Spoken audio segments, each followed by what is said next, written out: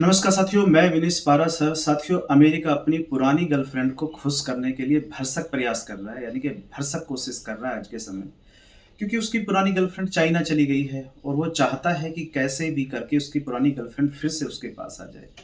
साथियों, मैं पाकिस्तान की बात कर रहा हूँ और अमेरिका आज के समय पाकिस्तान को अपनी धरती से ये अलाउ कर रहा है कि पाकिस्तान अमेरिका में खड़ा होकर पूरी दुनिया को धमकी दे। इन्होंने आसिफ मुनीर, जो पाकिस्तान के फील्ड मार्शल या फील्ड मार्शल हैं, इन्होंने फ्लोरिडा से, अमेरिका का जो एक स्टेट है, वहां से ये कहा था कि यदि पाकिस्तान को कुछ हुआ तो पाकिस्तान आधी दुनिया को ले डूबेगा। साथियों, अमेरिका के राष्ट्रपति डोनाल्ड ट्रंप की ईगो की वजह से भारत और अमेरिका के जो रिश्ते धीरे धीरे बहुत सारे नेताओं की कोशिश के द्वारा सुधरे थे, अब वो टोटली बर्बाद हो गए हैं। यानी कि भारतीय अब अमेरिका पे विश्वास करने के लिए आसानी से तैयार नहीं होंगे, क्योंकि 1971 की स्टोरी हमें आज तक वो परेशान करती है, वो बार बार हमारे सामने आती है। हालांकि हम में से बहुत सारे लोग उस समय नहीं थे, लेकिन हम इंडियन हैं, भूलते नहीं हैं, और जो आज अमेरिका हमारे साथ कर रहा है इसे भी हम भूलेंगे नहीं। साथियों, कल अमेरिका ने पाकिस्तानियों को खुश करने के लिए कल एक काम और किया। इन्होंने बीएलए को आतंकी संगठन घोषित कर दिया, यानी कि एफटीए की लिस्ट में, एफटीओ की लिस्ट में डाल दिया, फॉरेन टेररिस्ट ऑर्गेनाइजेशन। अब यहाँ टाइमिंग का बहुत बड़ा खेल है, क्योंकि बीएलए तो 1970 से है। 1970 में बीएलए की स्थापना हुई, जबकि बलूचिस्तान की लड़ाई की, आज़ादी की लड़ाई बलूचिस्तान के लिए ये 1948 से लड़ रहे हैं।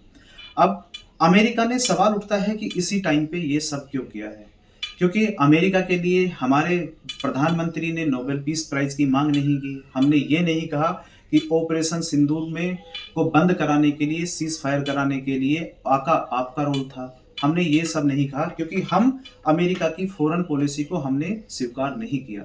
हमारे देश की इंडिपेंडेंट फॉरेन पॉलिसी है। अब बात करते हैं कि बीएलए को आतंकवादी संगठन घोषित करने से अब बीएलए पे क्या क्या फर्क पड़ सकता है। साथियों, सबसे पहली बात तो ये है, बीएलए को एफटीओ की लिस्ट में डालने से अब कोई भी देश बीएलए को सपोर्ट नहीं कर सकता, क्योंकि यदि सपोर्ट करेगा तो उस पर अमेरिकी कानून के हिसाब से ये फिर वही कि हम प्रतिबंध लगा देंगे।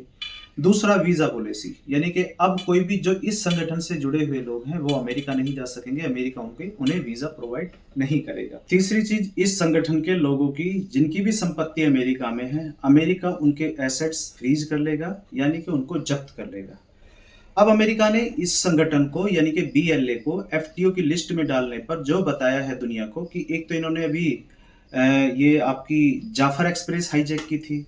दूसरा, बीएलए ने 2024 में कराची एयरपोर्ट पर हमले किए थे, यानी कि विस्फोट किए थे, और ग्वादर पोर्ट पे भी इन्होंने विस्फोट किए थे। तो इन्होंने ये कारण दिए हैं कि जिसकी वजह से बीएलए को ये एफटीओ की लिस्ट में डाल रहे हैं। अब बात करते हैं कि इसका इम्पैक्ट क्या पड़ेगा। साथियों, सबसे बड़ा तो पाकिस्तान को इससे ये फायदा होने जा रहा है कि पाकिस्तान, जो आए दिन दुनिया के सामने ये कहता है कि पाकिस्तान तो खुद टेररिज्म का शिकार है, तो इसके नैरेटिव को कहीं ना कहीं बूस्ट मिलेगा। दूसरा, इससे चाइना को भी फायदा होगा, क्योंकि जो सी पैक चाइना से होकर और पाकिस्तान से होते हुए जो बलूचिस्तान से होकर जाता है, वहां पे बलूच लिबरेशन आर्मी चाइनीज पर हमले करती है। इसलिए कहीं ना कहीं इससे चाइना को भी फायदा मिलेगा। यदि इस संगठन को अब एफटीओ की लिस्ट में डाल दिया है तो ये संगठन आने वाले समय में कहीं ना कहीं कमजोर होगा।